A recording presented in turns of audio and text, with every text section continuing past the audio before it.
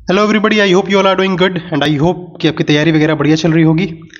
As you all know कि हमने ghost batch में, जो कि हमारा बिल्कुल फ्री इनिशिएटिव है सीडीएस एग्जाम के लिए, उसमें हमने साइंस और ज्योग्राफी को स्टार्ट किया था। साइंस को मैं खुद पढ़ा रहा हूँ, है ना, जहाँ पर हमने फिजिक्स पोर्शन को स्टार्ट किया था और वहाँ पर हम एक चैप्टर जो है दो पार्ट्स में देख चुके हैं, that is our light chapter. उसके रिगार्डिंग मैंने 10 इंपॉर्टेंट क्वेश्चंस की एक सीरीज भी करवाई थी आपको। आई होप आपने उसको देखा होगा। अगर नहीं देखा है तो प्लीज़ ज़रूर देखिएगा। काफ़ी ज़्यादा अच्छे वैल्यूएबल कमेंट्स भी आए हैं उसके ऊपर, जिसके ऊपर काफ़ी अच्छा लगा मुझे देखकर। और मैं यही हमेशा यही कहता हूँ that if you like the video then you must like it, है ना। और उसके बाद फिर आप कमेंट सेक्शन में बता सकते हैं that you like the video और नॉट, या फिर आपको कैसा लगा है, what are the things I can improve, और इट कुड बी लाइक आप और कुछ एक्स्ट्रा चाहते हैं उस वीडियो में, तो इट कुड बी एनीथिंग, है ना। जो भी आपको मन में लगे after watching the video, you can just text कर सकते हो उसके नीचे। People use to come and Telegram के ऊपर आके बोलते हैं सर काफ़ी अच्छा था वीडियो जो आपने पढ़ाया है। तो उससे अच्छा है कि आप, बेहतर है कि आप यहीं पर कमेंट करें ताकि और लोग भी मतलब उसको देखें, या फिर और भी लोगों तक वीडियो पहुंच पाए, ठीक है।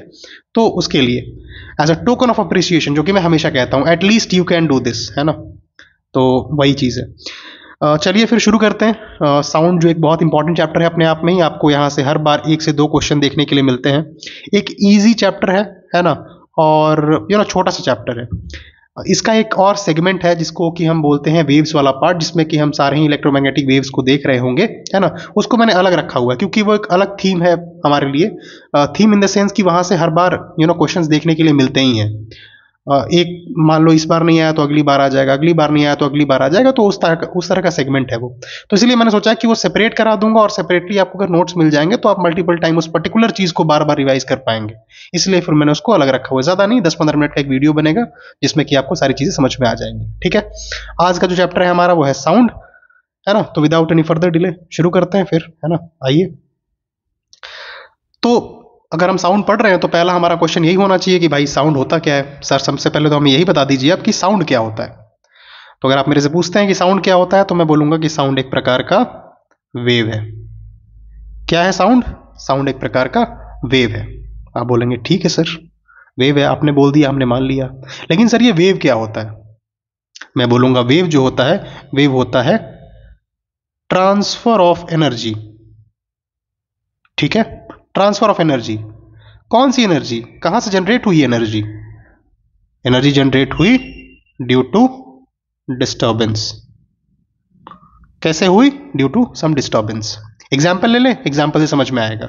मान लो कोई एक यहाँ पर सॉलिड मीडियम है, मेटल बॉक्स है, कुछ भी है, इट कुड बी एनीथिंग। मान लो यहाँ पर कोई एक सॉलिड मीडियम है, ठीक है। अब कल मैंने ये चीज़ बहुत ही ज़्यादा डिटेल में बता दी थी आपको कि हमारे पास अलग अलग मीडियम होते हैं, like solid, liquid and gas. Solid के केस में क्या होता है? Particles closely packed with each other, है ना। लिक्विड के केस में थोड़े थोड़े दूर पे होते हैं पार्टिकल्स, और गैसीय स्टेट में पार्टिकल्स अच्छी खासी दूरी पर होते हैं, ठीक। तो एक सॉलिड मीडियम है, यानी कि पार्टिकल्स काफ़ी ज़्यादा नज़दीक होंगे यहाँ पर। As you can see, closely packed होंगे पार्टिकल्स, है ना। गैप बिटवीन पार्टिकल्स काफ़ी कम होगा, ठीक। सिंपल सा मीडियम था, एक छोटा सा लोहे का टुकड़ा था, ऐसे ही पड़ा हुआ था। आपको लगा नहीं, चलो कुछ डिस्टर्बेंस क्रिएट करते हैं इसमें। आपने क्या किया? डिस्टर्बेंस क्रिएट करने के लिए यहां पर इसके ऊपर स्ट्राइक किया। स्ट्राइक करके आपने क्या किया? डिस्टर्बेंस क्रिएट किया। एक तरह से आपने एनर्जी ट्रांसफर की। जब आप यहां पर हिट करेंगे इसके ऊपर, तो फिर एनर्जी यहां पर ट्रांसफर होना शुरू होगी। मान लीजिए ऐसे ऐसे करके एनर्जी ट्रांसफर हुई, है ना, ट्रांसफर ऑफ एनर्जी हुई। पार्टिकल्स एक दूसरे से टकराएंगे इसमें। जैसे ही एनर्जी ट्रांसफर होगी मतलब पार्टिकल एक दूसरे से टकराएंगे, और जब पार्टिकल एक दूसरे से टकराएंगे तो फिर हमारे पास एक वेव का फॉर्मेशन होता है, ठीक है। समझ में आया? एक हमारे पास सॉलिड मीडियम पड़ा हुआ था, हमने उसके ऊपर स्ट्राइक किया, उसके अंदर के जो पार्टिकल्स थे क्लोजली पैक्ड होते हैं, वो आपस में टकराए, और टकराने के बाद एक वेव का फॉर्मेशन हुआ, ठीक है। इसी को हम वेव कह रहे होते हैं, ठीक। अब यहां पर हम एनर्जी की बात कर रहे हैं। किस टाइप की एनर्जी होती है ये? क्या मैं इसको इलास्टिक एनर्जी बोल सकता हूं? कौन सी एनर्जी? इलास्टिक एनर्जी, ठीक है। आई होप इतनी बात जो है मेरी समझ में आई होगी आप लोगों को, है ना। चलो आगे देख लेते हैं। अब आगे हम बात करें तो हमारे पास है टाइप्स ऑफ वेव्स, ठीक है। टाइप्स ऑफ वेव्स की बात करें तो हमारे पास दो टाइप्स के वेव्स हमें देखने के लिए मिल रहे होते हैं। पहला होता है मैकेनिकल, दूसरा होता है non mechanical waves. Mechanical waves क्या होते हैं सर? मैकेनिकल वेव ऐसे होते हैं जिनको ट्रैवल करने के लिए मीडियम की जरूरत होती है। ये ऐसे वेव्स होते हैं जिनको मीडियम रिक्वायर्ड होता है ट्रैवल करने के लिए। मीडियम रिक्वायर्ड होता है ट्रैवल करने के लिए। किस तरह का medium? Medium like solid, liquid और गैस। किसी भी एक मीडियम को रिक्वायरमेंट होता है इनको ट्रैवल करने के लिए, वैसे वेव्स को हम मैकेनिकल वेव्स बोलते हैं। ठीक है। साउंड वेव्स जो होते हैं हमारे साउंड वेव्स होते हैं वो भी हमारे मैकेनिकल वेव्स ही होते हैं। अच्छा, अब मैंने ये बोला कि भाई मैकेनिकल वेव्स को ट्रैवल करने के लिए किसी मीडियम की जरूरत होती है, समझ में आ गया ये चीज? तो क्या मैं बोल सकता हूं कि जो मैकेनिकल वेव्स हैं वो ऐसे जगह पर ट्रैवल नहीं कर सकती जहां पर कोई मीडियम नहीं है? यानी कि मैं ये बोल सकता हूं क्या कि जो हमारी मैकेनिकल वेव्स हैं वो वैक्यूम में ट्रैवल नहीं कर सकती? वो वैक्यूम में ट्रैवल नहीं कर सकती। आई होप इतनी बात मेरी समझ में आई होगी। ठीक, तो जो हमारी मैकेनिकल वेव होती है उसको मीडियम की जरूरत होती है जिसकी वजह से वो वैक्यूम में ट्रैवल नहीं कर पाती है। अब देख लेते हैं non mechanical waves. Non mechanical waves ऐसी वेव्स होती हैं जिसको किसी भी मीडियम की रिक्वायरमेंट नहीं होती है, यानी कि नो मीडियम रिक्वायर्ड।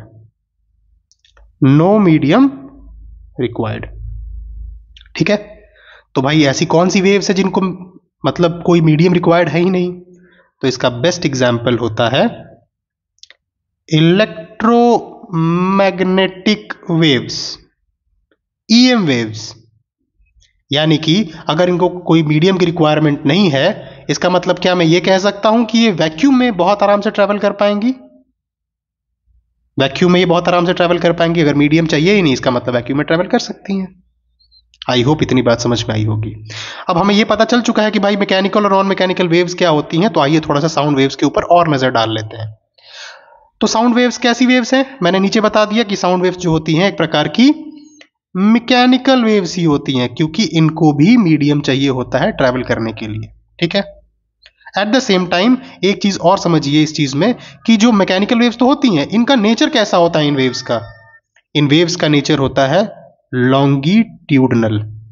अब ये लॉन्गिट्यूडनल ट्रांसवर्स वेव्स क्या होती हैं सर? मैं बताऊंगा, बस अभी के लिए ये समझिए कि ये लॉन्गिट्यूडनली नेचर होती हैं। समझ में आया? एक चीज आपको और याद रखना है, ये थोड़ा सा स्टैटिक पार्ट है लेकिन याद रखना है कि स्पीड जो होता है, स्पीड ऑफ साउंड कितना होता है? 332 मीटर पर सेकेंड। कितना होता है? 332 metre per second at 0 degree Celsius in air. फिर से सुनिए जो मैं बोल रहा हूं। स्पीड ऑफ साउंड कहां पर? 0 डिग्री सेल्सियस पे, एयर में कितना होता है? 332 मीटर पर सेकेंड। कहने का अर्थ यह है यहां पर, क्यों मैं बार बार इस चीज के ऊपर जोर दे रहा हूं 0 degree Celsius air, because speed of sound medium के ऊपर डिपेंड करती है। किसके ऊपर डिपेंड करती है? मीडियम के ऊपर डिपेंड करती है। अगर एयर नहीं होता, सॉलिड होता, उस केस में थोड़ी तेज होती साउंड, जो की स्पीड जो है यहां पर थोड़ी कम होगी। गैसीय स्टेट में क्या थोड़ी और कम हो सकती है क्या? 0 डिग्री सेल्सियस की जगह पर अगर हम 40 डिग्री सेल्सियस रखते तो कुछ असर पड़ सकता था क्या? फिलहाल के लिए बस आप इतना याद रखिए कि स्पीड जो होता है 332 मीटर पर सेकेंड होता है और 0 डिग्री सेल्सियस पे होता है एयर में। ठीक है। ये बस समझाने की बात की थी मैंने 40 डिग्री वगैरह लिखकर। समझ में आया? यानी कि टेम्परेचर। इसको हम आगे डिस्कस करेंगे, डोंट वरी, बहुत डिटेल में लेके चलूंगा चीजों को। तो आई होप इतनी चीज समझ में आई होंगी कि साउंड प्रोड्यूस कैसे होता है, क्या वेव होता है, ये सारी चीजें एटलीस्ट मैं समझा पाया हूं, है ना। अगर मैं पूछूं सिंपल सा कि भाई साउंड प्रोड्यूस कैसे होता है, अगर मैं आपसे पूछूं कि साउंड जो है वो प्रोड्यूस कैसे होता है, तो आप बता पाएंगे कि नहीं कि साउंड सर होता है produce due to vibration of object, vibration of objects. ठीक है। अगर मैं अपनी बात करूं या फिर मैं आपकी बात करूं, तो भगवान ने एक बहुत बढ़िया इंस्ट्रूमेंट ला के भेजा है आपके पास, जिसको कि क्या बोलते हैं हम लोग? साउंड बॉक्स भी बोलते हैं अपना, ह्यूमंस का साउंड बॉक्स। क्या नाम है उसका? लार्नेक्स, YNX, है ना, लार्नेक्स। जब हम अपना रिस्पिरेटरी सिस्टम वाला पोर्शन पढ़ रहे होंगे ज्योग्राफी में, तब हम इस चीज को देखेंगे। जो हमारा साउंड बॉक्स होता है उसको हम लार्नेक्स बुलाते हैं। बस याद आ गया तो इसलिए मैंने बता दिया। ठीक है। आई होप इतनी बातें समझ में आई होंगी जो मैंने बताया है। चलिए आगे बढ़ते हैं। अब मैंने बताया था जैसा कि आपको कि भाई साउंड वेव्स जो होती है मैकेनिकल वेव्स होती हैं, लेकिन लॉन्गिट्यूडनली नेचर होती हैं। तो आपने पूछा था कि भाई लॉन्गिट्यूडनली नेचर का क्या मतलब होता है, आइए समझ लेते हैं। देखिए, on the basis of movement of particles, on the basis of movement of particles हमारे पास दो टाइप की वेव्स होती हैं। एक होती है लॉन्गिट्यूडनल वेव्स और दूसरी होती है ट्रांसवर्स वेव्स। अब ये क्या बला है सर, एक एक करके समझते हैं। तो जो हमारी लॉन्गिट्यूडनल वेव्स होती हैं, the particles do not move from one place to another but they simply oscillate back and forth about their rest position या फिर मीन पोजीशन। और इसका सबसे बेस्ट एग्जांपल है साउंड वेव्स। सर ये तो आपने डेफिनेशन मतलब लिख रखा था तो आपने बता दिया, डिटेल में थोड़ा समझाइए। चलिए डिटेल में समझते हैं। सिंपल सा डेफिनेशन था, पहले तो ये समझिए कि भाई जो हमारा पार्टिकल्स है वो मूव करता है वन प्लेस टू अनदर, कहां पर, back and fourth, horizontal position में, ना कि वर्टिकल पोजीशन में। मतलब क्या है इसका कि जो हमारी लॉन्गिट्यूडनल वेव्स होती हैं, अगर पार्टिकल का जो इसमें ऑसिलेशन होता है वो वेव की डायरेक्शन में होता है, ठीक है। यानी कि मान लीजिए कोई हमारा वेव है, ठीक है, और इसमें हमारा कोई पार्टिकल है, मान लीजिए ये पार्टिकल्स है हमारे, ठीक है। तो पार्टिकल्स का कोई मूवमेंट जब होगा ना इसमें, तो आगे पीछे होगा, यानी कि कुछ इस तरीके से होगा, back and fourth, back and fourth position पे ऐसे ये मूव करेंगे, यानी कि हॉरिजॉन्टल डायरेक्शन में इसका मूवमेंट होगा। जब हॉरिजॉन्टल डायरेक्शन में मूवमेंट हो रहा है, पैरेलल मूवमेंट हो रहा है, यानी कि इन दोनों के बीच का गैप क्या होगा, 0 डिग्री होगा, ठीक है। समझ में आया मेरी बात। पार्टिकल्स का ऑसिलेशन और वेव का डायरेक्शन दोनों सेम होता है इसमें, जिसकी वजह से 0 डिग्री का एंगल बनता है और उसी को हम लोग लॉन्गिट्यूडनल वेव बोलते हैं। एग्जाम पॉइंट ऑफ व्यू से अगर मैं इसके लिए डेफिनेशन बताऊं, या फिर जो आपको याद रखना है वो ये है कि जो आपका डायरेक्शन ऑफ वेव है, जो आपका डायरेक्शन ऑफ वेव है, ये सेम होता है, किसके सेम होता है, direction of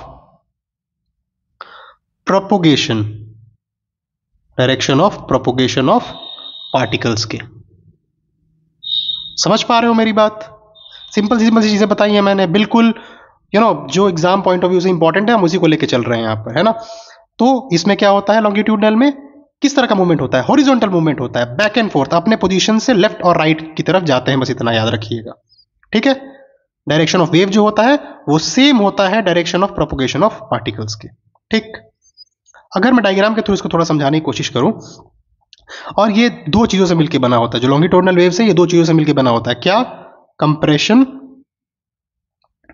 and rarefaction, compression and rarefaction. अब ये क्या बला होती है सर, देखिए मैं बताता हूं।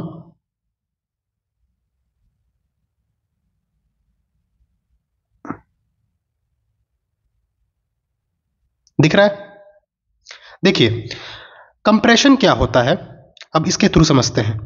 मैं बोलता हूं कि ये चीज बोलते हैं कंप्रेशन, सॉरी इसको बोलते हैं हम रेयर फ्रैक्शन, और ये वाला जो पोर्शन है इसको बोलते हैं हम लोग कंप्रेशन। मतलब क्या है सर इसका, कंप्रेशन या फिर रेयर फ्रैक्शन का कहने का अर्थ ये होता है कि जब पार्टिकल्स दूर दूर होते हैं एक दूसरे से, उस केस को हम लोग बोलते हैं रेयर फ्रैक्शन, और जब पार्टिकल्स एक दूसरे के पास हो जाते हैं, उनमें गैप कम हो जाता है, उसको हम लोग बोलते हैं कंप्रेशन। यहां पर आप एक और चीज देख पा रहे होंगे कि जो मूवमेंट हो रहा है वो साइडवेज हो रहा है। कैसा मूवमेंट हो रहा है, साइडवेज मूवमेंट हमें यहां पर दिखने के लिए मिल रहा है। आई होप इतनी बात समझ में आई होगी। इसको आप कुछ इस तरीके से भी डिनोट कर सकते हैं, फॉर एग्जाम्पल ये वेव है, ठीक है, और इसमें कुछ हमारे पार्टिकल्स ऐसे ऑसिलेट कर रहे हैं, ठीक है। इस वाले पोर्शन को क्या बोलेंगे, अब देख पा रहे हैं आप कि यहां पर गैप बिटवीन पार्टिकल ज्यादा है, इसका मतलब ये हमारा रेयर फ्रैक्शन हो जाएगा। और यहां पर देख रहे हैं कि गैप काफी कम है, तो इसको हम लोग बोलते हैं कंप्रेशन। इससे मुझे एक और चीज याद आ गई, आई होप आपको ये फॉर्मूला याद होगा, that is pressure equal to force upon area. पता है सभी को ये चीज, नहीं पता है तो याद कर लेना इस चीज को। यानी कि अगर मैं एरिया को बढ़ा देता हूं तो फिर मेरा प्रेशर क्या हो जाएगा, कम हो जाएगा। लेकिन अगर मैं एरिया को कम कर देता हूं तो मेरा प्रेशर क्या हो जाएगा, इंक्रीज हो जाएगा। तो रेयर फ्रैक्शन के बारे में अगर बात करें तो यहां पर गैप बिटवीन द पार्टिकल ज्यादा है, गैप बिटवीन द पार्टिकल यहां पर ज्यादा है, मतलब एरिया ज्यादा है, और एरिया ज्यादा यानी कि प्रेशर कैसा होगा, लो होगा। तो in case of rarefaction pressure हमारा लो होता है। बट वहीं अगर हम बात करें कंप्रेशन के केस में, एरिया हमारा यहां पर डिक्रीज हो जा रहा है। अगर हमारा एरिया डिक्रीज होगा तो गैप बिटवीन द पार्टिकल्स कम होगा, गैप बिटवीन द पार्टिकल्स कम होगा, प्रेशर कैसा होगा, हाई होगा। तो in case of compression pressure जो होता है हमारा हाई होता है। क्यों? क्योंकि एरिया कम हो जाता है, एरिया कम होगा तो प्रेशर बढ़ जाएगा। समझ में आई इतनी मेरी बात? आई होप इतनी बात समझ में आई होगी। एक पेज ऐड करना पड़ेगा मुझे, है ना, ऐड कर ही देते हैं। चलो एक सेकेंड,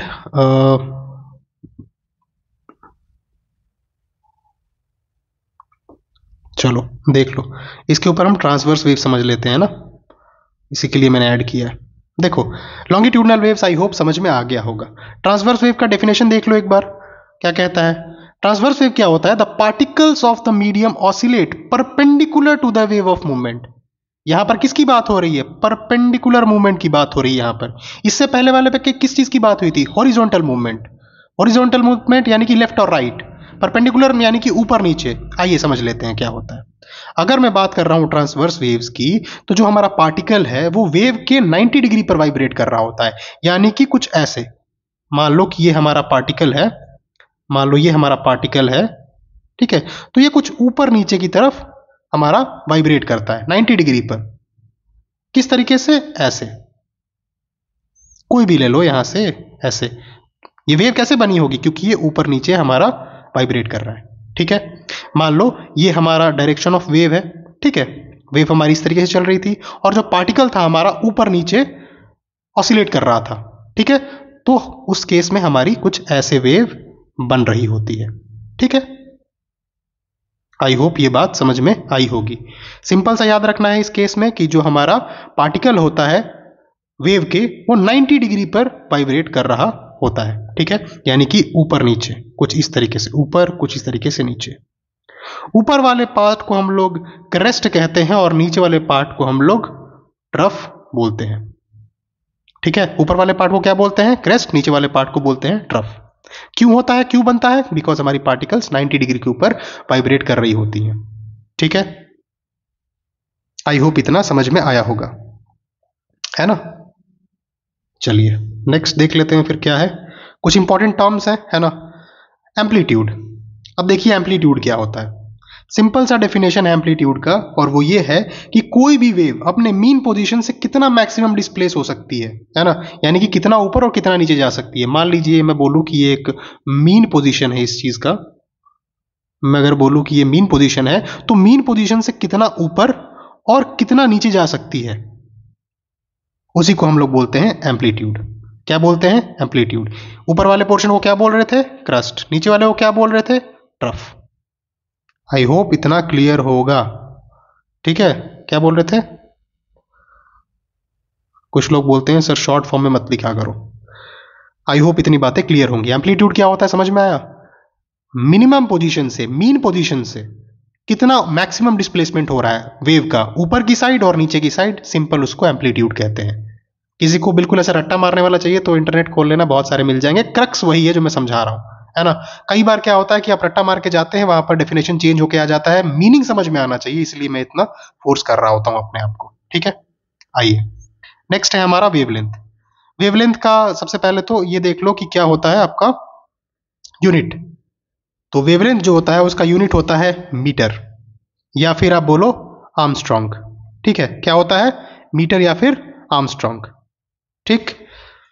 वेवलेंथ एक्चुअली होता क्या है, अगर बिल्कुल एग्जाम वाली भाषा में बात करें तो डिस्टेंस बिटवीन टू क्रस्ट और distance between two trough is known as wavelength. दो क्रस्ट के बीच का या फिर दो ट्रफ के बीच का जो डिस्टेंस होता है उसी को हम लोग वेवलेंथ बोलते हैं। वेवलेंथ मतलब एक वेव की पूरी लेंथ को हम लोग वेवलेंथ बोलते हैं। लेकिन इन केस ऑफ एग्जामिनेशन में किस तरह का क्वेश्चन आता है, वहां पर ये होता है कि डिस्टेंस बिटवीन टू क्रस्ट और distance between two trough is known as wavelength, ठीक है। जैसा कि आप यहाँ पर देख सकते हैं, मैंने डायग्राम यहाँ पर शो कर रखा है, ठीक है। ये डायग्राम आप यहाँ पर देख सकते हैं। यहाँ पर ये क्रस्ट है, यहाँ पर ये वाला क्रस्ट है, दोनों के बीच का जो डिस्टेंस उसको बोलते हैं हम लोग वेवलेंथ। सिमिलरली मान लो अगर आप ट्रफ की बात कर रहे हो, सोच रहे हो, तो मान लो एक ये ट्रफ हो जाएगा और एक ये ट्रफ हो जाएगा, तो इनके बीच का डिस्टेंस यानी कि ये वाला पूरा डिस्टेंस, ये वाला पूरा डिस्टेंस, ये वाला, बात बराबर ही है, दोनों में से कुछ भी बोलो, इसी को बोलते हैं वेवलेंथ, ठीक है। In case of longitudinal waves, distance between compression and rarefaction, to compression to rarefaction, उसी को हम लोग वेवलेंथ बोलते हैं। सिंपल सिंपल सी टर्मिनोलॉजीज है, चेंज हो जाती हैं, है ना, according to the type of wave, ठीक है ना। लेकिन सिंपल ये याद रखना है कि डिस्टेंस बिटवीन टू क्रस्ट और distance between two trough is known as wavelength. क्या इसका मैंने एसआई यूनिट बताया? एसआई यूनिट मैंने बताया मीटर, या फिर मैंने बताया आर्मस्ट्रॉन्ग, या फिर मैंने बताया नैनोमीटर। ठीक है, 1 नैनोमीटर कितना होता है भाई? ये भी क्वेश्चन इसके ऊपर भी आया हुआ है। 1 नैनोमीटर होता है 10⁻⁻⁹ मीटर। 1 एंगस्ट्रॉम कितना होता है? 1 एंगस्ट्रॉम होता है 10⁻⁻10 मीटर। समझ पा रहे हो? दो कंप्रेशन के बीच का डिफरेंस को वेवलेंथ कहते हैं, दो रेयर फ्रैक्शन के डिफरेंस को हम लोग वेवलेंथ कहते हैं। डिपेंड किस पे करेगा? लॉन्गिट्यूडनल वेव है या फिर ट्रांसवर्स वेव है। बार बार इसलिए रिपीट करता हूं ताकि तुम्हारे दिमाग में घुस जाए, है ना, ऐसा भूलो नहीं। चलो आ जाओ, अगला जो चीज है वो है फ्रीक्वेंसी। क्या है frequency?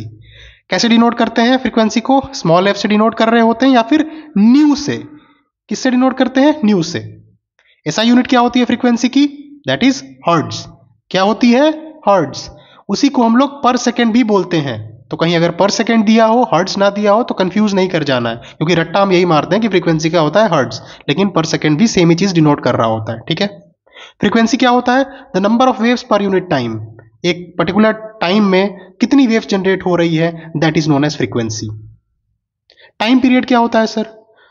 Time required to complete one wave, है ना। एक वेव को कंप्लीट होने में कितना टाइम लग रहा है, उसी को हम लोग टाइम पीरियड कहते हैं।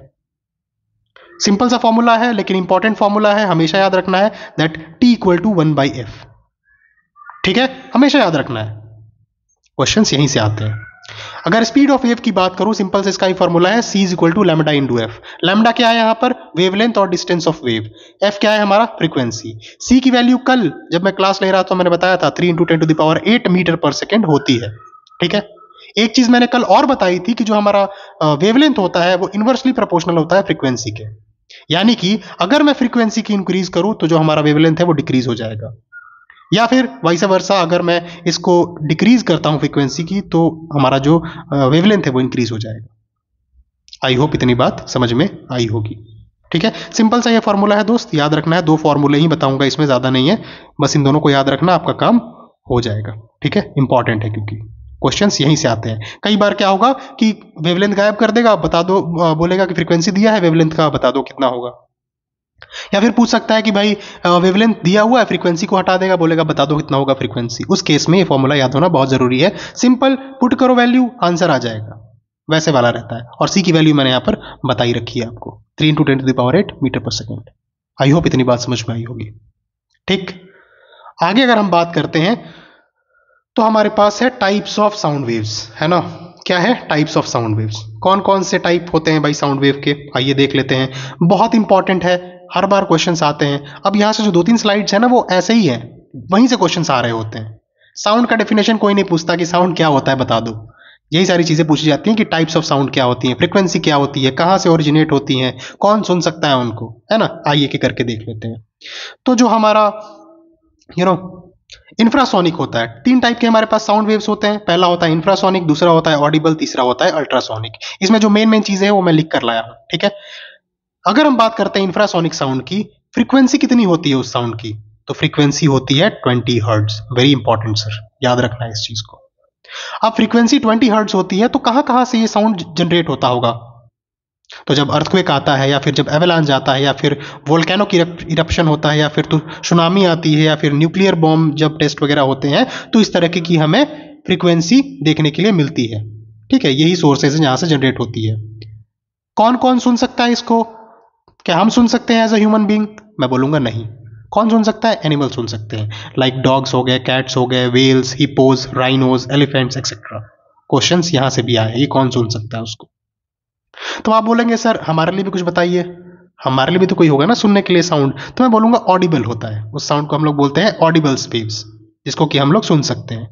ऑडिबल वेव जो होती हैं उनकी फ्रीक्वेंसी होती है 20 हर्ट्ज टू 20,000 हर्ट्ज। कौन सुन सकता है इसको? ह्यूमन सुन सकते हैं। अब ऐसा नहीं है कुत्ते बिल्ली नहीं सुन सकते, लेकिन ह्यूमन सुन सकते हैं इसको।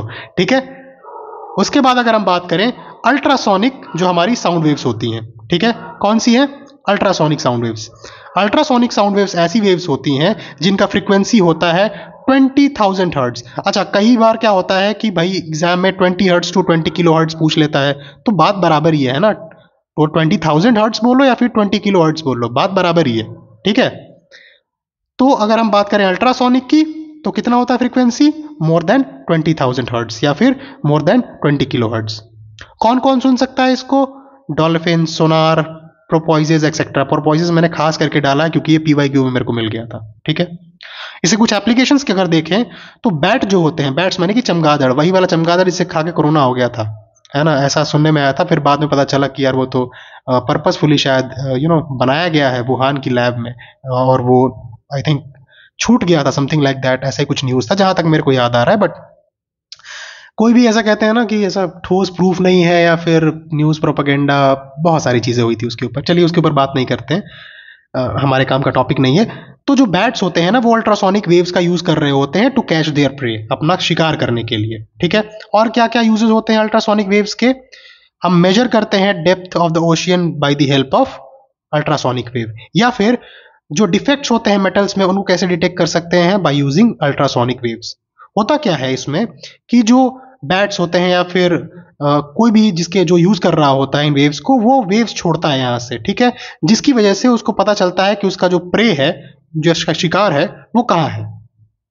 और जब वो वेव्स आती हैं वापस लौट के तो उसको फिर वो डिस्टेंस का अंदाजा हो जाता है। एट द सेम टाइम अगर मैं बात करूं तो मान लो यहाँ पर कोई शिप है और उसको पता लगाना है कि यहाँ पर जो सबमरीन है उसका वो कितनी दूर पर है या फिर उसका क्या डायरेक्शन वगैरह है, तो यहाँ से वो अल्ट्रासोनिक वेव्स को छोड़ेगा और जब वो टकरा के वापस आएंगी तो उसको चीज़ें पता चल जाएंगी। जो सी फ्लोर मैपिंग होती है ना उसमें भी इसका सहायता लिया जाता है, डेप्थ ऑफ ओशियन नापने में इसका काफ़ी ज़्यादा रोल होता है, ठीक है। सोनार की अगर हम बात करें, सोनार कहाँ यूज होता है, जो बड़ी बड़ी नेवी शिप्स होती है, नेवल शिप्स होती हैं, उनमें सबमरीन्स में यूज होता है। क्या बोलते हैं, साउंड नेविगेशन एंड रेंजिंग, इसका फुल फॉर्म होता है। ये भी एग्जाम में पूछ रखा है इसलिए मैंने डाल दिया। क्या होता है, साउंड नेविगेशन एंड रेंजिंग, याद रखना है इस चीज को भी। आई होप इतनी बात समझ में आई होगी। आगे बढ़े, चलिए बहुत इंपॉर्टेंट चीज है जो अब हम पढ़ने वाले हैं, दैट इज फैक्टर्स किसके ऊपर डिपेंड करते हैं, साउंड के, है ना। स्पीड ऑफ साउंड में कौन कौन से फैक्टर के ऊपर डिपेंड करता है। अब जब मैंने पहली स्लाइड थी जो हमारी, जहां पर मैंने साउंड को डिस्कस किया था, वहां पर मैंने एक चीज बताई थी आपको कि स्पीड ऑफ साउंड कितनी होती है भाई, 332 metre per second at 0 degree Celsius. कहां पर, एयर में। याद आया, चलिए अब इसी चीज को डिस्कस करेंगे थोड़ा थॉरली जाकर। तो कौन कौन से मीडियम्स हैं, पहले तो हमें पता है कि भाई साउंड को ट्रैवल करने के लिए मीडियम की जरूरत होती है, यानी कि कौन कौन से मीडियम की बात कर रहे हैं, हम बात कर रहे हैं सॉलिड की, हम बात कर रहे हैं लिक्विड की, हम बात कर रहे हैं गैसेस मीडियम की, इन्हीं 3 मीडियम की बात कर रहे हैं। अब हमें पता है कि भाई जो सॉलिड होता है हमारा, जो सॉलिड होता है हमारा, उसमें जो पार्टिकल्स होते हैं वो क्लोजली पैक्ड होते हैं, यानी कि काफी ज्यादा क्लोजली फिटेड होते हैं। स्पेस बिटवीन द पार्टिकल्स जो होता है कम होता है, ठीक है। तो स्पेस बिटवीन द पार्टिकल्स जो है जितना कम होगा उतनी ही बढ़िया आराम से एनर्जी ट्रांसफर होगी, ठीक है। अगर मैं बात करूं, ये है लिक्विड और ये मान लो कोई हमारा गैस है, ठीक है। हम देख पा रहे हैं कि अगर जो हमारे पार्टिकल्स हैं सॉलिड के, है ना, फॉर एग्जांपल सॉलिड के एटम पास पास होते हैं, क्लोजली पैक्ड होते हैं, लिक्विड के एटम थोड़ी दूर पे होते हैं, ये हमारा लिक्विड हो गया, और गैसेस में थोड़ा ज्यादा डिस्टेंस होता है, ठीक है। तो साउंड एक वेव है, हमें पता है, हमने ऊपर डिस्कस किया था, एनर्जी ट्रांसफर होता है उसमें। तो एनर्जी जल्दी ट्रांसफर कहाँ होगा, जहां पर पार्टिकल्स जो होते हैं क्लोजली पैक्ड होंगे वहां पर एनर्जी ट्रांसफर भी आराम से होगा। उसके बाद लिक्विड में होगा, उसके बाद गैसेस में होगा, है ना। यानी कि अगर मैं बात करूं सबसे ज्यादा तेज कहां पर होगा ट्रांसफर, सॉलिड में होगा। क्यों होगा, क्योंकि डिस्टेंस बिटवीन द पार्टिकल्स कम है, एनर्जी ट्रांसफर आराम से हो जाएगी। एज कंपेयर टू लिक्विड वहां पर थोड़ा स्लो होगा, एज कंपेयर टू गैस वहां पर और स्लो होगा। तो अगर आपसे पूछा जाए कि सबसे ज्यादा कहां पर होगा सर, तो आप बोलोगे सॉलिड में होगा। उसके बाद कहां पर होगा, लिक्विड में होगा। उसके बाद कहां पर होगा, गैस में होगा। हम बात कर रहे हैं स्पीड ऑफ साउंड की, सबसे ज्यादा कहां पर होगी, सॉलिड में, फिर कहां पर होगी, लिक्विड में, फिर कहां, गैस में।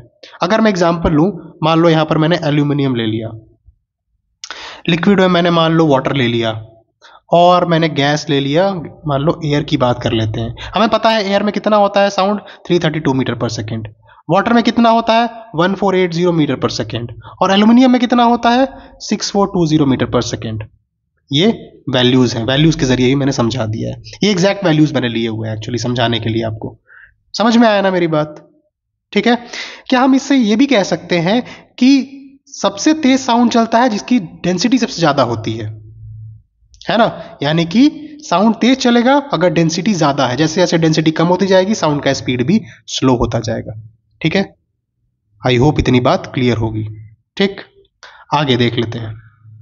अब देखिए, अब जो ये फैक्टर्स हम डिस्कस कर रहे हैं लाइक ह्यूमिडिटी हो गया या फिर टेम्परेचर आगे हम डिस्कस करेंगे या फिर मॉलिक्यूलर वेट डिस्कस करेंगे, ये वो फैक्टर्स हैं जो मतलब गैसेस के लिए हैं। ठीक है ना, फैक्टर गैस में यूज होते हैं ये वाले। चलिए देख लेते हैं, वो तो समझ में आ जाएगा आपको।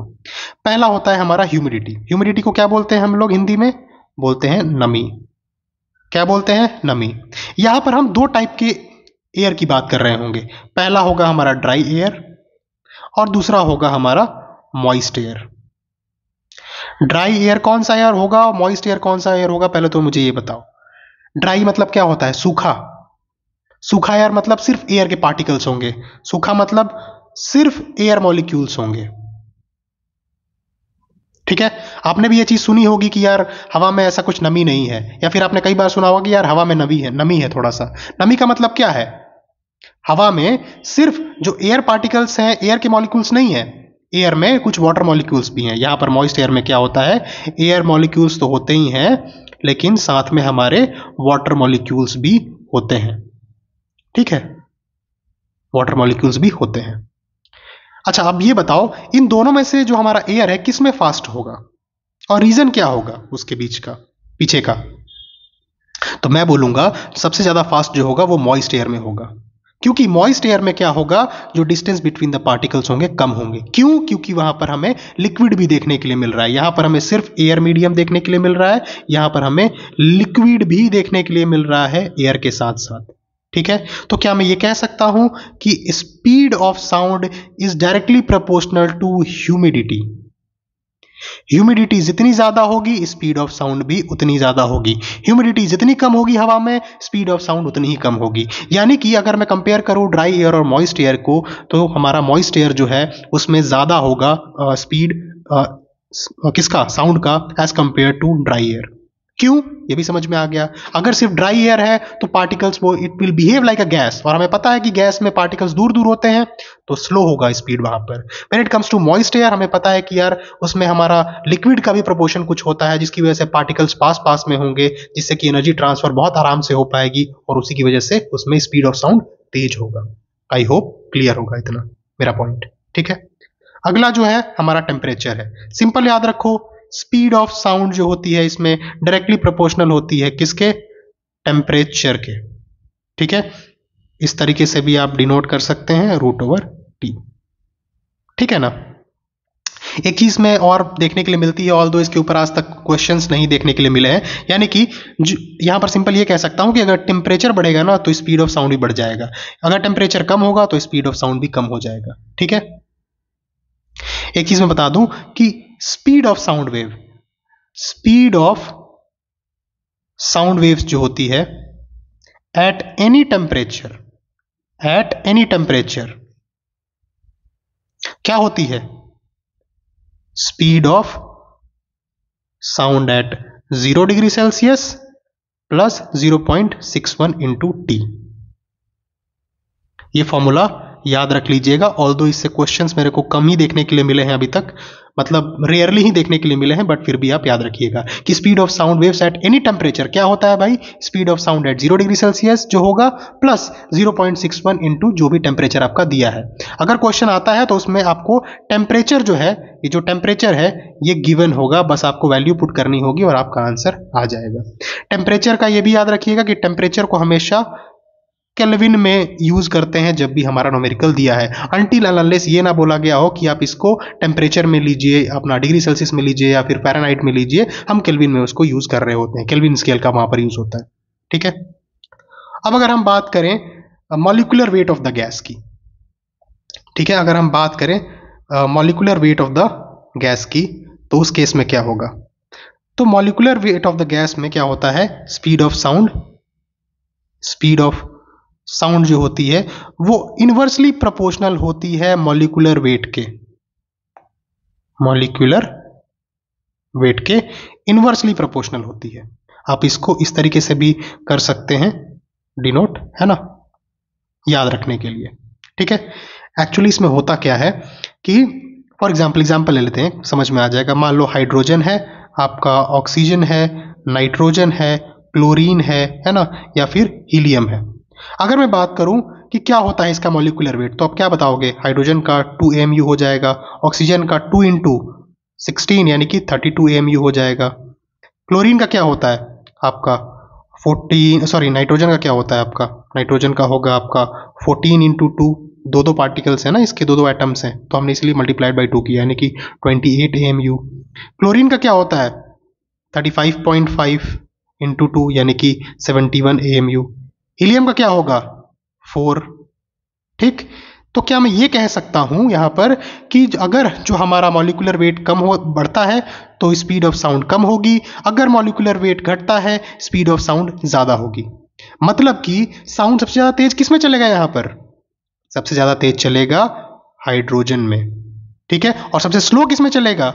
हीलियम में, ठीक है, सॉरी आपका क्लोरीन में। सबसे ज्यादा स्लो किसमें चलेगा? क्लोरीन में। क्यों? क्लोरीन का जो हमारा मॉलिक्यूलर वेट है वो 71 AMU आया है, सबसे ज्यादा भारी है। सबसे ज्यादा जो हल्का कौन सा है? 2 AMU। तो हमारा किसमें तेज चलेगा सबसे ज्यादा? हीलियम में, सॉरी हाइड्रोजन में, क्या बोल रहा हूं मैं हाइड्रोजन में। और सबसे ज्यादा स्लो किसमें चलेगा? क्लोरीन में। ठीक है, समझ में आया? अगर हमारा मॉलिक्यूलर वेट बढ़ता है स्पीड ऑफ साउंड कम हो जाएगी, मॉलिक्यूलर वेट घटता है स्पीड ऑफ साउंड बढ़ जाएगी। इनवर्सली प्रोपोर्शनल होता है, इनवर्स रिलेशन होता है। ठीक है, आइए आगे बढ़ते हैं। प्रेशर का देख लें, देख लेते हैं। चलो भाई, मैं पानी पी लेता हूँ, 1 सेकेंड रुक जाओ बस, इसीलिए शायद मैं भूल रहा हूँ चीजों को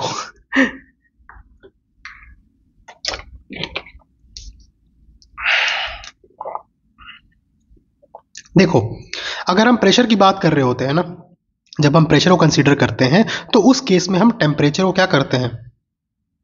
कांस्टेंट कर देते हैं। क्या कर देते हैं? कांस्टेंट कर देते हैं। ये फॉर्मूला याद रखना। ऑल्दो इससे न्यूमेरिकल्स नहीं आए हैं, बस समझाने के पॉइंट ऑफ व्यू से बता रहा हूं। ठीक है, ये क्या होता है हमारा?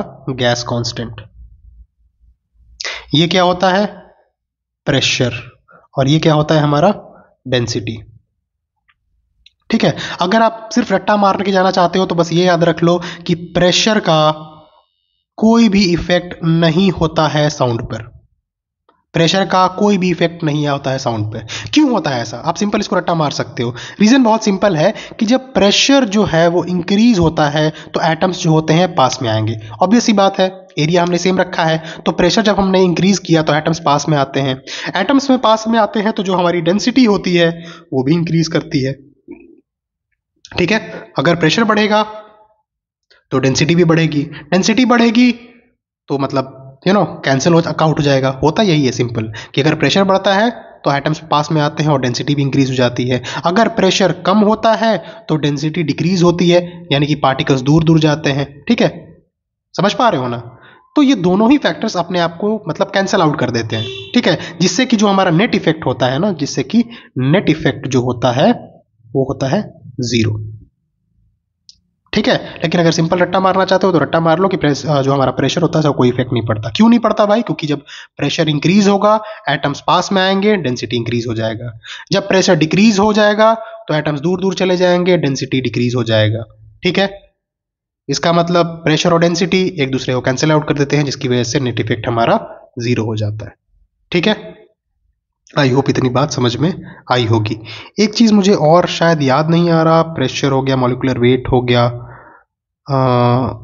हाँ ये याद रख लेना आप सभी, जो स्पीड होता है, speed of sound wave, sound wave जो होता है इनवर्सली प्रोपोर्शनल होता है डेंसिटी के।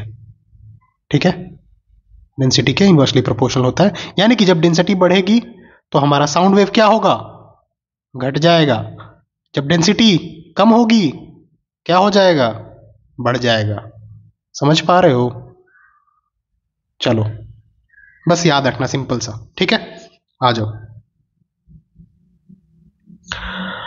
अब बात कर लेते हैं कैरेक्टरिस्टिक्स पे कि क्या होते हैं भाई, है ना, साउंड वेव्स के कैरेक्टरिस्टिक्स क्या होते हैं। पहला होता है हमारा, यार मैं थक ही गया आज तो चलो, पहला होता है हमारा लाउडनेस और आप बोल सकते हो साउंड की इंटेंसिटी। ठीक है, जिससे कि हमें क्या पता चलता है कि जो हमारी साउंड है वो कितनी लाउड है या फिर फीबल है, यानी कि कितनी पतली है, सॉरी कितनी उसकी हाइट है वेव की, यहां से वो भी पता चलता है, कितनी ऊंची है या कमजोर है वो पता चलता है। यानी कि अगर मैं बात करूं लाउडनेस ऑफ साउंड की या फिर इंटेंसिटी की, तो हमें पता चलता है कि साउंड कितनी ज्यादा फीबल है या फिर कितनी ज्यादा लाउड है, यानी कि कितनी ऊंची है या फिर कमजोर है। क्या है, ऊंची है या कमजोर है, इससे हमें ये पता चलता है। ठीक है, अगर फीबल होता है ना, फीबल में क्या होता है कि जो हमारी वेव होती है वो कुछ इस तरीके से बन रही होती है। ठीक है, वहीं अगर मैं बात करूं लाउड की तो कुछ इस तरीके से बन रही होती है। मतलब कहने का यह है कि जैसे जैसे साउंड जो है वो लाउड होता जाता है, वेव की हाइट भी बढ़ती चली जाती है। ये हमारा फीबल का केस था, ये हमारा लाउड का केस है। ठीक है, यानी कि जैसे जैसे हमारी साउंड लाउड होती जाएगी वेव की हाइट भी बढ़ती जाएगी। अब वेव की हाइट बढ़ रही है मतलब कि क्या है, अगर मैं ये बात करूं मीन पोजीशन से अगर जितना ऊपर नीचे जा रहा है उसको क्या बोलते हैं हम लोग, एम्पलीट्यूड बोलते हैं, पढ़ाया था अभी अभी। तो क्या मैं ये कह सकता हूं कि जो हमारा लाउडनेस है वो डायरेक्टली प्रोपोर्शनल होता है एम्पलीट्यूड के? क्या मैं ये कह सकता हूं? हमेशा याद रखिएगा इस चीज को, क्वेश्चंस यहीं से बनते हैं। ठीक है, यही कुछ मैंने बताया था ना, 3-4 है स्लाइड्स, वहीं से क्वेश्चन हमारे बन रहे होते हैं। लाउडनेस का यूनिट क्या होता है? लाउडनेस का यूनिट होता है डेसिबल। ठीक है, एक बेल बराबर कितना डेसिबल? 10 डेसिबल। एक बेल बराबर 10 डेसिबल। ठीक है, एग्जाम में से छोटी छोटी चीजें पूछ लेते हैं वो लोग, है ना, तो याद रखना है। आई होप इतना समझ में आया होगा। लाउडनेस से हमें क्या पता चलता है कि भाई साउंड कितनी कमजोर है, कितनी ऊंची है। अगर कमजोर है तो किस तरीके का वेव बनता है, लाउड है तो कैसा वेव बनता है, यानी कि उसके एम्पलीट्यूड में कितना फर्क आता है। ठीक है, चलिए अगला जो है हमारा दैट इज पिच। अब पिच के बेसिस के ऊपर भी हम दो पार्ट्स में इसको डिवाइड कर सकते हैं कि साउंड कैसा है। पहला होता है श्रिल, पहला क्या होता है, श्रिल, दूसरा है ग्रेव। श्रिल का मतलब होता है तीखा, काफी ज्यादा पतली आवाज, जैसे कि इन जनरल कहते हैं कि गर्ल्स की आवाज जो होती है वो तीखी होती है, यानी कि पतली होती है। और वहीं अगर हम बात करें इन केस ऑफ बॉयज, जनरली बोलते हैं लोग कि भाई जो भारी आवाज होती है बॉयज की, मोटी आवाज होती है। ठीक है, श्रिल के केस में क्या होता है कि जो हमारा फ्रीक्वेंसी होता है ना, ये देखो काफी पास में वेव्स बन रही होती हैं, लेकिन इन केस ऑफ ग्रेव कुछ वेव ऐसी बन रही होती है। ठीक है, अब यहां पर देख पा रहे हो कि number of waves per unit time ज्यादा है in case of shrill as compared to grave, है ना, यानी कि इस केस में हमारी फ्रीक्वेंसी, जो हमारी फ्रीक्वेंसी होगी वो ज्यादा होगी। ठीक है, अगर फ्रीक्वेंसी ज्यादा होगी तो पिच भी ज्यादा होगी। इन केस ऑफ ग्रेव हम देख पा रहे हैं कि हमारा जो फ्रीक्वेंसी है वो कैसा है, फ्रीक्वेंसी कैसा है, लेस है। इस केस में कैसा था, हाई था। देख रहे हो ना, इसी पर्टिकुलर टाइम पीरियड में अगर यहां पर देखो तो कहां पर वेव ज्यादा बन रही हैं, ऊपर वाले में, श्रिल वाले में। तो क्या मैं ये कह सकता हूं कि जो हमारा पिच ऑफ द साउंड होता है वो डायरेक्टली प्रोपोर्शनल होता है फ्रीक्वेंसी के, यानी कि अगर हमारी फ्रीक्वेंसी इंक्रीज होगी तो हमारा पिच भी इंक्रीज होगा, अगर हमारा पिच डिक्रीज होगा तो फ्रीक्वेंसी भी डिक्रीज होगी। समझ पा रहे हो? बस यही याद रखना है, ये दो चीजें जरूर याद रखना, क्वेश्चंस आते हैं यहां से। कौन कौन से? पहला, loudness is directly proportional to amplitude and your pitch is directly proportional to the frequency. ठीक, आ जाओ। क्वालिटी टिम्बर क्या होता है सर? तो मैं बोलूंगा कि भाई इंटरमिक्सिंग ऑफ साउंड, है ना, inter mixing of sound waves. जब साउंड वेव्स इंटरमिक्स हो जाते हैं उस केस में अगर हम पता लगा लें, अगर मान लो कि बहुत सारे साउंड वेव्स हैं वो आपस में इंटरमिक्स हो गए, उसके बावजूद भी हम एक पर्टिकुलर साउंड वेव को पता लगा लें कि वो कहां से आ रही होती हैं, उसको हम लोग बोलते हैं क्या, क्वालिटी। ठीक है, इसी के बिहाफ पे कुछ और डेफिनेशंस देख लो, लाइक अ साउंड वेव, है ना, मान लो कि a sound wave, sound of single frequency, sorry, sound of single frequency, sound of, क्या बोलते हैं इसको, टोन बोलते हैं। Sound of single frequency is called as tone, and a sound which is produced due to a mixture of mixture of several frequency,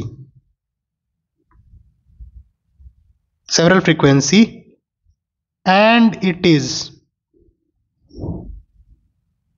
pleasant to listen, उसको क्या बोलते हैं? नोट बोलते हैं।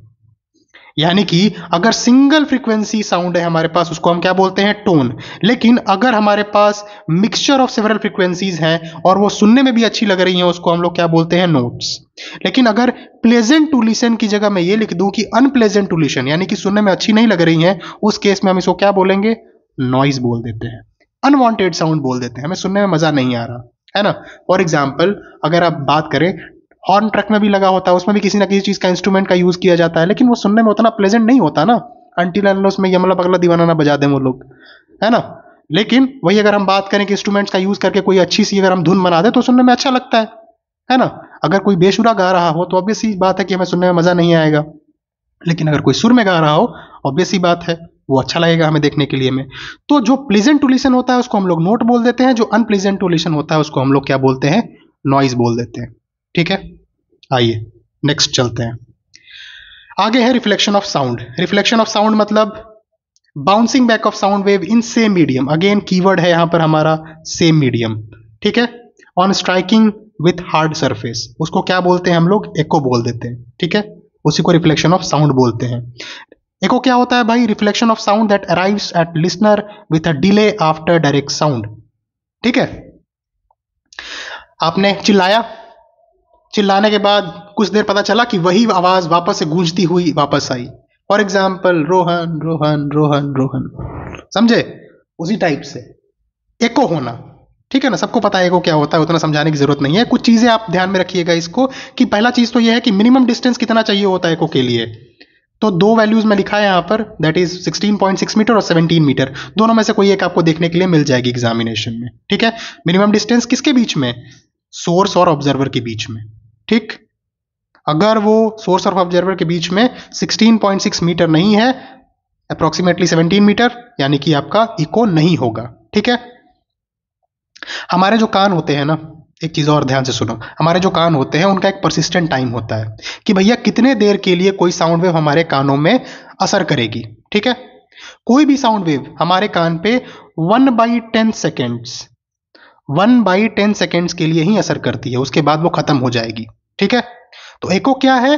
कि एक साउंड वेव है जो कि सुनाई दिया हमें, है ना। साउंड वेव जो हमारी तरफ आ रही है और उसके बीच में कितना डिफरेंस है। मान लो कि एक हमने साउंड वेव सुन ली, उसके बाद जो दूसरी आ रही है उसके बीच में कितना डिफरेंस होना चाहिए?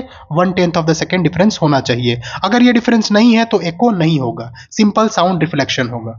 ठीक है, एको नहीं होगा। मिनिमम डिस्टेंस मैंने बता दिया, दैट इज 16.6 मीटर या फिर 17 मीटर। ये वाला हमेशा लेकिन याद रखना कि साउंड वेव जो हमारी तरफ आती है, और पहला मान लो एक साउंड वेव हमने सुन लिया, दूसरी जो हमारे कान में आ रही है, उन दोनों के बीच में कितना डिफरेंस होना चाहिए? 1/10 ऑफ द सेकेंड का डिफरेंस होना ही चाहिए। ठीक, नेक्स्ट देख लो। नेक्स्ट होता है हमारा रिवर्बेशन। कुछ नहीं खास है इसके अंदर, एक बिग हॉल है ना, जिसमें कि आपको रिपीटेड रिफ्लेक्शन ऑफ साउंड सुनने के लिए मिलता है। ठीक है, सिंपल सा डेफिनेशन है इसका, a sound created in a big hall with persistent repeated reflection. The repeated reflection that results in this persistence of sound is called reverberation. Examples he generally पूछे जाते हैं कि भाई ऑडिटोरियम में हो रहा है तो बताओ कैसा होगा, तो बिग हॉल्स टाइप में या फिर मूवी थिएटर वगैरह में हमें रिवर्बेशन यानी कि कलेक्शन ऑफ साउंड सुनने के लिए मिलता है रिपीटेडली, उसको हम लोग बोलते हैं रिवर्बेशन। ठीक, बहुत सिंपल सिंपल सी चीजें हैं, आप इनके ऊपर थोड़े बहुत PYQs 2-4 भी सॉल्व कर लेंगे तो आपको पक्का हो जाएगा, जो कि मैं अगले क्लास में सोच रहा हूँ करवा दूंगा साउंड के भी। लेकिन आप खुद से भी कीजिए, 10-20 से कुछ नहीं होगा, 50, 60, 70 जितने भी आपको मिलते हैं आपको करना है वो चीज। ठीक, अगला इंपॉर्टेंट फैक्टर है that is Mach number. Questions यहां से भी बन जाते हैं, कभी कभी मन बन जाता है उन लोगों का। तो क्या होता है भाई? स्पीड ऑफ ऑब्जेक्ट है ना अपॉन में speed of sound in the medium, इसको क्या बोलते हैं हम लोग? मैक नंबर बोलते हैं। कुछ चीजें जो इसमें याद रखने वाली वो ये है कि अगर मैक नंबर हमारा 1 से कम है उसको हम लोग बोलते हैं सबसोनिक, मैक इक्वल टू 1 है उसको बोलते हैं हम लोग ट्रांससोनिक, मैक अगर 1 से ज्यादा है उसको बोलते हैं सुपरसोनिक, और मैक अगर हमारा 5 से ज्यादा है उसको क्या बोलते हैं? हाइपरसोनिक। समझ पा रहे हो मेरी बात को ना? आई होप इतनी बात मेरी क्लियर हो रही होगी। ठीक है, तो बस इतना ही है यार, है ना। जनरली मैक नंबर जो है हमारा वो रॉकेट्स को, मिसाइल्स को, जेट को, प्लेन को, इनकी स्पीड को डिनोट करने के लिए होता है ना। किसकी स्पीड को? जेट हो गए हमारे, या फिर एरोप्लेन्स हो गए, है ना, या फिर रॉकेट्स हो गए, या फिर मिसाइल्स हो गए, इनकी स्पीड को देखने के लिए होता है। क्या होता है Mach number? Speed of an object in a medium upon में speed of sound in that medium is equal to Mach number. ठीक है। मैक नंबर अगर 1 से कम है तो ऑब्जेक्ट की स्पीड कम होती है साउंड से। ठीक है, उसको हम लोग बोलते हैं सबसोनिक। मैक नंबर अगर इक्वल टू 1 है उसको बोलते हैं ट्रांसोनिक। मैक नंबर 1 से ज्यादा है उसको बोलेंगे सुपरसोनिक। ब्रह्मोस कैसा है? 2.8 है उसका मैक नंबर, यानी कि वो सुपरसोनिक है ना। निर्भय मिसाइल जो है हमारा उसका 0.8 मैक है। 0.8 मैक है, यानी कि वो कैसा है? वो सबसोनिक मिसाइल है। समझ पा रहे हो हमारी बात को? और अगर 5 से ज्यादा है तो हाइपरसोनिक है। रशिया ने कभी एक मिसाइल टेस्ट किया था कुछ टाइम पहले, या फिर जो अभी ईरान के पास भी एक मिसाइल है, आई थिंक फतेह मिसाइल का नाम है वो, जहां तक मुझे याद आ रहा है, या फिर आई डोंट रिमेंबर, उनके पास वो उन्होंने बोला है कि वो शायद हाइपरसोनिक मिसाइल है, और रशिया का मुझे याद नहीं आ रहा कौन सा है। तो बताइएगा अगर आप लोगों को पता है कमेंट सेक्शन में, तो आप लोग बता सकते हैं। ठीक है, आगे देख लें। नेक्स्ट चीज है हमारा, that is Doppler effect. Doppler effect क्या होता है भाई? तो the apparent change in the frequency of sound heard by listener due to relative motion between the source of sound and listener is called Doppler effect। कहने का अर्थ ये है कि आपने कई बार देखा होगा कि जब कोई सोर्स ऑफ साउंड है ना, इमेजिन करते हैं कि आप स्टेशन पे खड़े हैं, है ना, प्लेटफॉर्म के ऊपर खड़े हैं, तो आपको पता है कि भाई सोर्स ऑफ साउंड, यानी कि मान लो कोई भी एक ट्रेन है जो आपकी तरफ आ रही है। ठीक है, तो जब वो आपके, मान लो कि आप यहाँ पर खड़े हो, ठीक है, ये प्लेटफॉर्म है आपका और यहाँ पर आप खड़े हुए हो, यहाँ से ट्रेन जो है आपकी आ रही है। ठीक है, जब ट्रेन आएगी आपके साइड ना, तो आपको लगेगा कि यार स्पीड ऑफ साउंड जो है वो ज्यादा सुनाई देने लग जाती है, यानी कि जो स्पीड है वो इंक्रीज हो जाता है। लेकिन एट द सेम टाइम जैसे ही वो प्लेटफॉर्म को छोड़ के आगे निकल जाएगी और जैसे जैसे वो आपसे दूर होती चली जाएगी, उस केस में साउंड वेव्स का जो स्पीड है वो डिक्रीज कर जाता है और वो कम सुनाई देने लग जाती है। इसी को बोलते हैं डॉपलर इफेक्ट। सिंपल सा चीज है। ठीक है, जब कोई भी सोर्स ऑफ साउंड आपकी तरफ आता है, स्पीड ऑफ साउंड सुनाई देती है, या कह सकते हैं कि स्पीड ऑफ साउंड जो हो इंक्रीज हो जाती है जब पास में आ रहा होता है। लेकिन वही अब सोर्स ऑफ साउंड जब आपके से दूर जाता है, उस केस में साउंड वेव्स की स्पीड जो होती है वो डिक्रीज कर जाती है, हमें कम सुनाई देती है। एप्लीकेशंस की अगर हम बात करें तो हमें motion of star and galaxies through red shift, blue shift हमें देखने के लिए मिलता है। ठीक है, या फिर अगर आपको मेजर करना है स्पीड ऑफ द व्हीकल्स, तो भी आप डॉपलर इफेक्ट का यूज कर रहे होते हैं। ठीक, आई होप इतनी बात समझ में आई होगी, and this is our end of the lecture. ठीक, आई होप कि आपको चीज़ें समझ में आई होंगी। मैंने जितना हो सकता था अपनी तरफ से एफर्ट किया चीज़ों को समझाने के लिए। अगर आपको वीडियो अच्छा लगा है, just click the like button. जो भी आप बताना चाहते हैं या फिर कुछ चाहते हैं कि मैं इसमें ऐड करूं अपने पीपीटीज में आपको समझाने के लिए, you can tell me those things as well. यहीं पर बता दिया कीजिए, इंस्टेड कि आप मेरे टेलीग्राम के ऊपर आकर मैसेज करें, है ना। यहाँ पर करेंगे तो बाकी लोगों को भी लगेगा, तो शायद वो भी कर दें। ठीक है, तो अगर आपको अच्छा लगा है वीडियो तो आप लाइक कर सकते हैं। Thank you so much for watching this video. Telegram channel हमारे जरूर ज्वाइन कर लीजिएगा। एस डिफेंस वाला भी, ACDS FCAT जो भी है उसको भी डाउनलोड कीजिएगा, सॉरी फॉलो कर लीजिएगा। इसका PDF आपको वहीं पर अपलोड होकर मिल जाएगा। अगर आपकी कोई भी क्यूरीज है तो आप हमसे कमेंट सेक्शन में पूछ सकते हैं। I will be happy to answer within तो नहीं, एज सून एज पॉसिबल। ठीक है, thank you so much, have a great day ahead, bye bye, take care of yourself.